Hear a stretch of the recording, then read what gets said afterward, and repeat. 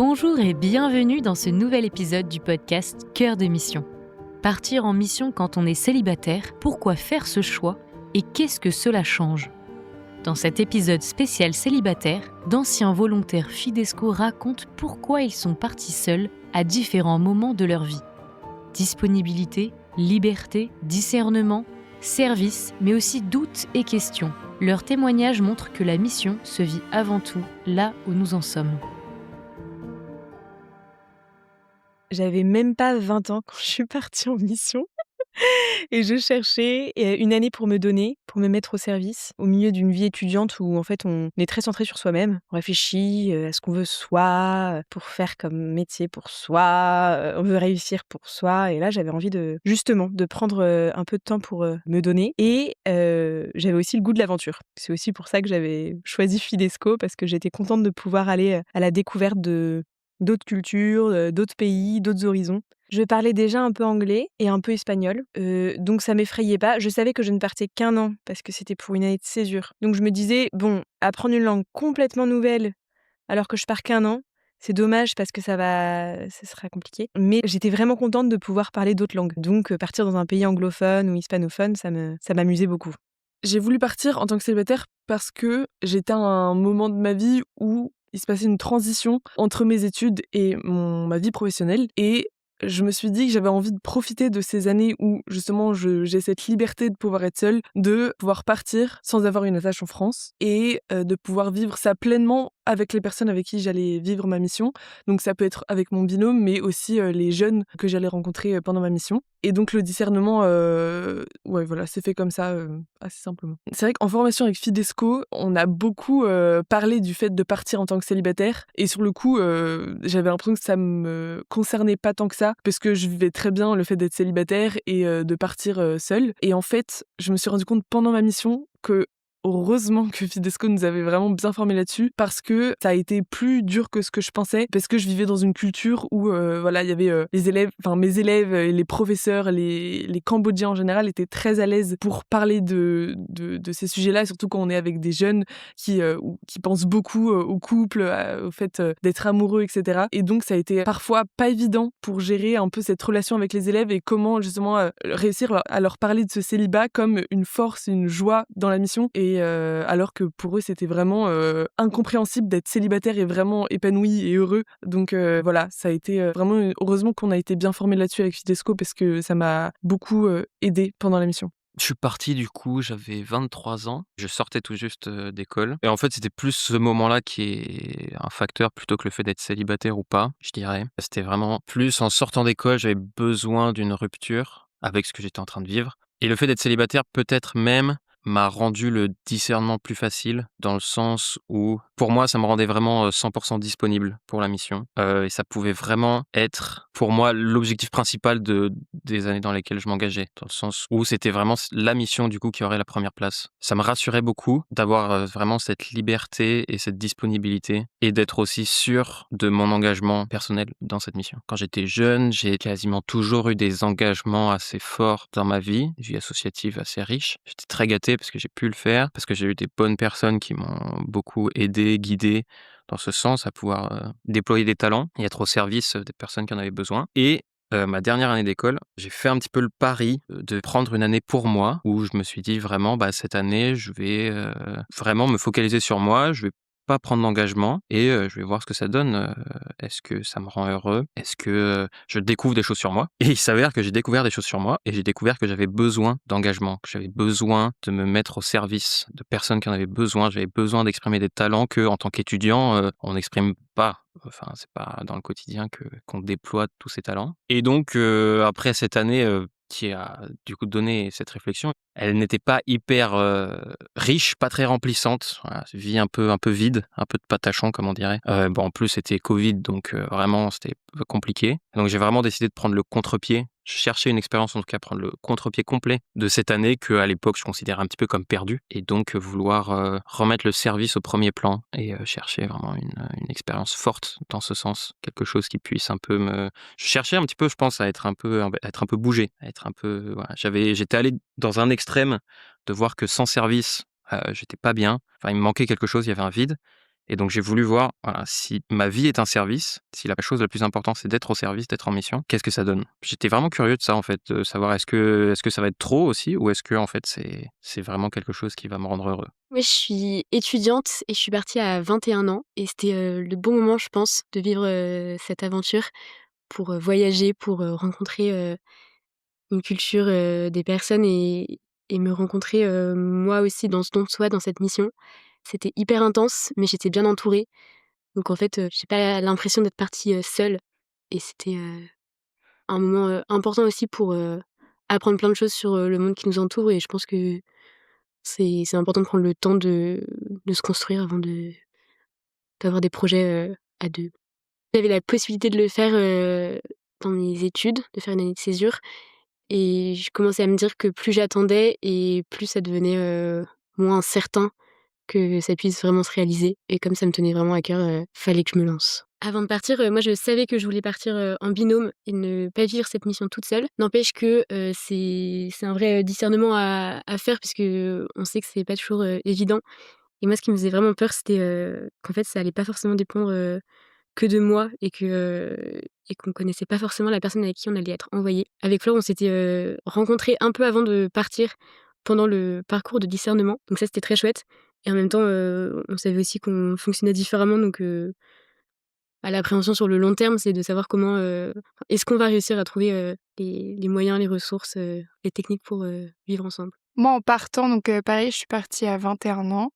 J'avais déjà un bien-aimé, en France, mais je voulais vraiment partir toute seule parce que, à cet âge-là, j'avais un peu pris la décision de poser des choix pour construire vraiment, la femme que je voulais être plus tard et notamment, moi, ça s'est un peu ancré dans la progression, scout, guide aîné, chez les SUF.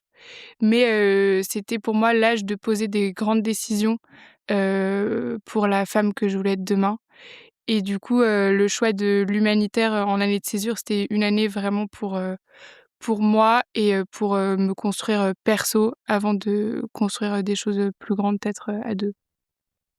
J'avais un désir de mission, assez profond de servir, de rencontrer, de changer de regard sur les gens, d'élargir mon regard, d'apprendre à ne pas juger, d'apprendre à aimer différemment, et puis je pense un désir d'aventure aussi, qu'on trouve en mission quand même, de vivre une vie complètement différente, de vivre à l'étranger, de lâcher prise, de quitter, la vie parisienne, le mode de vie parisien et de vivre un truc complètement différent. J'avais besoin de donner une nouvelle impulsion à ma vie et de me remettre, un peu, sur la voie qui était la mienne. J'avais l'impression d'être un peu dans une voie de garage où je m'étais embarquée parce que, mes parents voulaient que je fasse ça, la société voulait que je fasse ça, enfin je sais pas, des trucs, où j'étais pas à ma place et j'avais besoin de sortir la tête dans l'eau et de me remettre à ma place, donc de retrouver une vie qui me correspondait. Donc je suis parti, en mission pour 1 an, à la suite de mes études, ce qui du coup, s'est fait, dans l'état de vie où j'étais, c'est-à-dire célibataire à l'époque et c'est une expérience dont j'avais besoin avant de partir, dans le monde du travail et donc en fait cet état de vie m'a mené à partir en tant que célibataire, à me poser les questions, nécessaires. Est-ce que je me sens de partir, tout seul, enfin de lancer cette aventure tout seul et donc dans cette démarche, je me suis dit que oui, c'était à la fois le moment dans ma vie, administrative, donc entre les études et le travail et aussi, dans ma vie, personnelle, un moment où voilà, je pouvais me développer et trouver un moment, particulier pour moi. J'avais mes parents qui avaient proposé cette idée et puis ensuite, j'avais pas mal accroché donc j'ai repris l'idée pour moi et on va dire pas parti sous la pression des parents. Mais voilà, c'est vraiment, une démarche que j'ai initiée en famille et qu'après j'ai repris à mon compte, qui m'a permis de vraiment porter mon jugement, moi-même et dans le discernement de Fidesco, voilà. Même si j'en parlais, avec des amis, avec de la famille, mais c'était vraiment un discernement, personnel, ouais. Donc le fait de partir seul, c'est vraiment quelque chose au début, que j'avais lancé et ensuite, au fur et à mesure du discernement, je me suis dit que c'était effectivement fait pour moi. Dans le sens où, lorsqu'on voit, le cheminement des autres, ce qui est assez intéressant dans notre promo de volontaires, c'est que chacun avait l'impression que l'autre était l'aventurier complètement fou. C'est-à-dire que les célibataires trouvaient que les gens qui partaient en famille avec les enfants, c'était, quelque chose de complètement incroyable. Tandis que justement les familles et les jeunes mariés disaient: vous partez tout seul, c'est vous qui êtes, complètement fou, quoi. Et justement, c'est ça qui est intéressant, c'est qu'avec cette vision-là, bah, je me suis vachement trouvé à ma place, en fait, en disant: «Bah, c'est mon aventure» et puis, disons que j'embarque pas forcément quelqu'un qui derrière pourrait le regretter. Enfin, voilà, c'est vraiment une démarche personnelle que moi j'ai voulu faire et peut que dans un autre état de vie, ça aurait pu être plus compliqué. Voilà et puis il faut peut-être avoir, une frustration de l'un des 2 parties, enfin voilà. Je suis partie célibataire parce que j'étais célibataire au moment où, je me suis vraiment posé la question de partir en mission et aussi parce que, je trouvais que partir en tant que célibataire, j'étais beaucoup plus libre de mon choix. J'avais pas, besoin de poser la question à l'autre personne si elle était OK ou pas.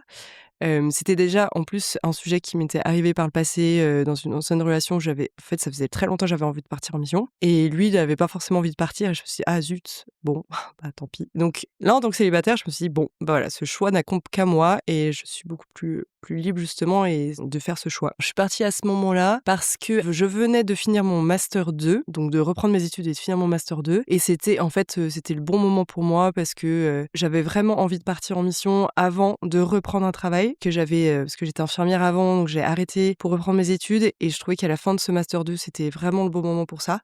Pour ensuite même structurer mon projet professionnel pour la suite, d'ailleurs. Parce que j'avais envie de m'investir, après mon master 2 dans le management, dans l'ESS, m'investir plutôt dans les ONG, dans le développement, et cetera. Donc je trouvais que c'était aussi une bonne chose pour moi, ça rentrait complètement dans mon projet, de partir au loin pour une mission et puis même dans mon projet pro. Donc ça collait bien. Mes points de discernement pour partir, mais ce que Fidesco rappelle souvent, mais c'est pas une fuite. En fait, je suis pas mal quand même la petite voix intérieure, qui te dit les bonnes choses finalement.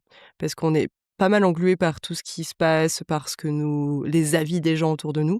En fait, j'avais demandé assez peu d'avis finalement. Et j'ai vraiment fait confiance aussi à Fidesco pour me poser les bonnes questions pour les points de discernement.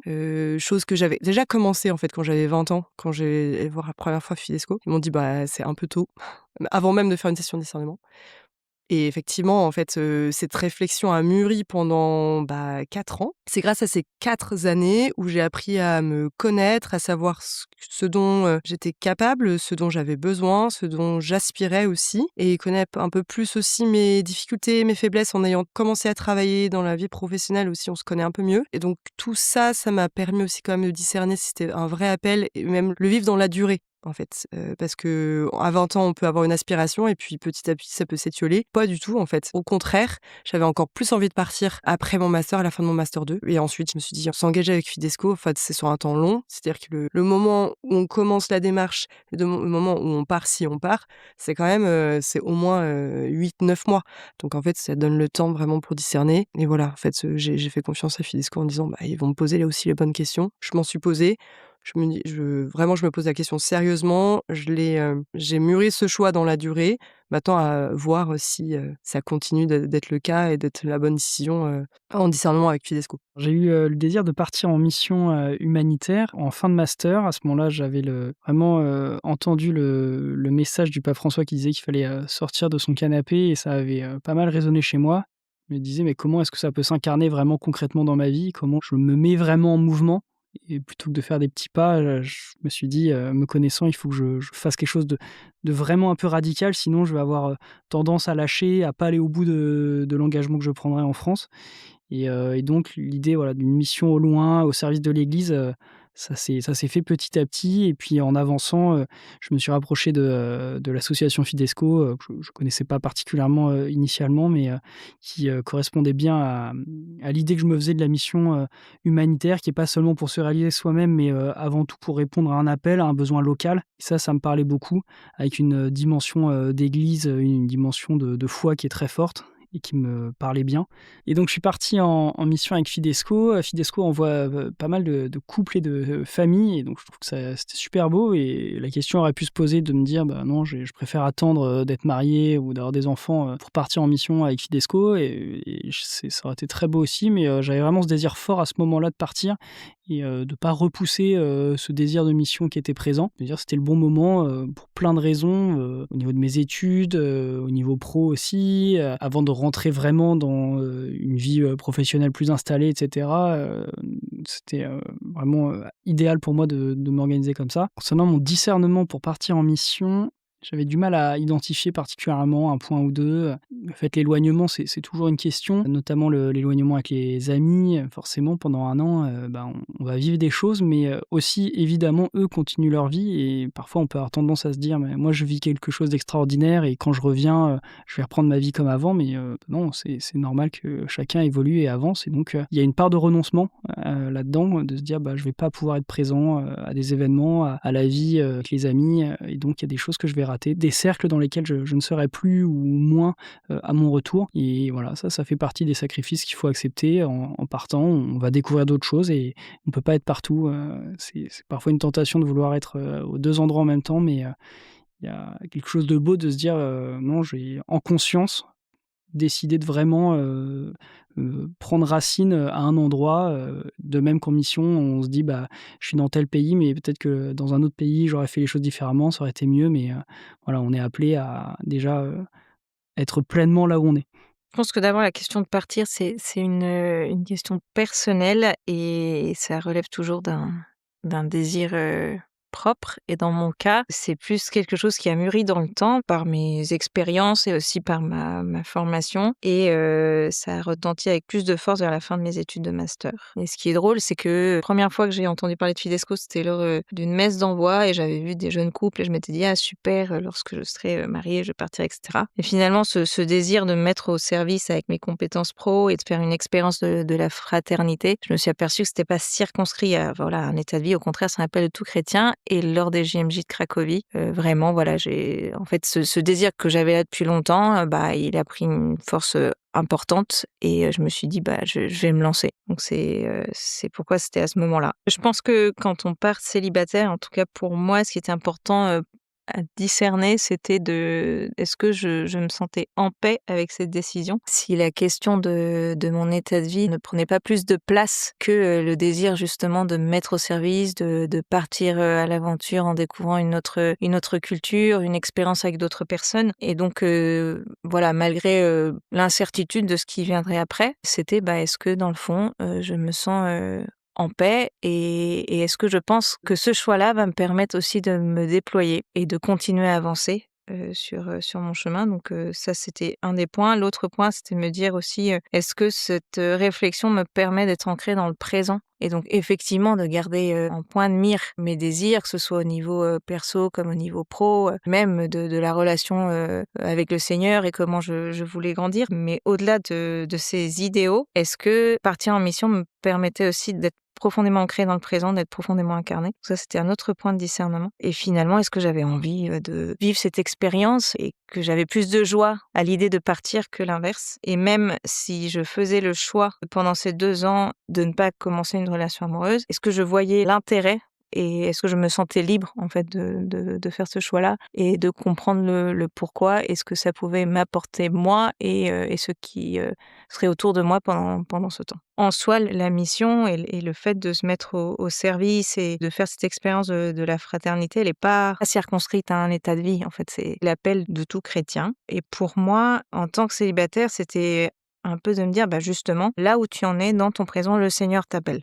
Et donc, c'est aujourd'hui qu'il t'appelle et c'est là où j'avais à répondre. Donc, ce célibat, oui, il m'a permis de vivre la mission d'une manière différente que si j'étais partie mariée ou retraitée ou que sais-je. Mais c'était aussi une manière d'affirmer que le Seigneur appelle en tout temps et que toute vie et tout état de vie vaut la peine d'être vécu à fond. Donc pour moi, en tant que célibataire, je suis partie entre mes 28 et 30 ans, ça m'a déjà donné une plus grande disponibilité en termes de temps parce que, par exemple, au couple avec enfants qui étaient avec moi, je pouvais rester un peu plus de temps, aussi à la fondation et nouer des relations un peu plus profondes aussi avec des personnes qui notamment étaient, dans des situations plus complexes, en solitude ou autres et qui quelque part, par ma situation, se sentaient plus en confiance et plus proches pour se livrer. C'était aussi une manière pour moi, en tant que célibataire, de découvrir d'autres réalités et justement avec les co-volontaires qui étaient en couple et en famille, un peu de me décentrer de moi-même et avec ma binôme, être plus à l'écoute aussi de leurs besoins, de leur venir en aide quand on les voyait assez fatigués, de cumuler la mission pro et en plus la vie de famille, etc. Donc aussi se rendre plus disponible avec ceux qui sont à côté de nous et de leur permettre eux aussi de prendre soin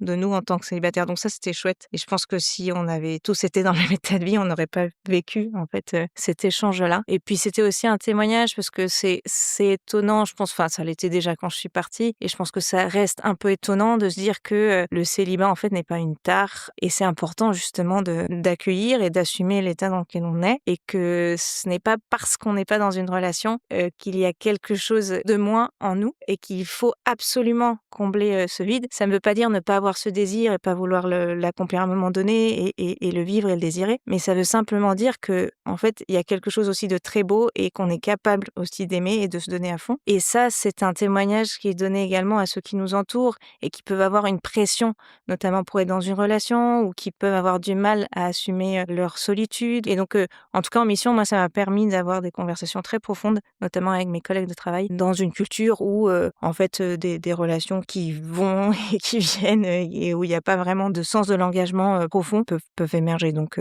ça aussi, c'était quelque chose de beau, je pense. Je pense qu'un autre point de discernement qui était lié justement à cet aspect de vivre au présent, c'était de me dire, si j'attends à être mariée et à être dans telle ou telle situation pour partir, en fait, je ne sais pas de quoi demain sera fait. Donc, si ça se fait, je ne partirai pas ou j'en sais rien. Et aujourd'hui, avec le recul, je ne suis toujours pas mariée. Je me dis, heureusement que j'ai pris la décision de partir, parce que sinon, j'aurais pas vécu cette merveilleuse aventure. Donc, je crois qu'au contraire, en fait, si cet appel est là, faut le discerner, faut le creuser et faut y aller.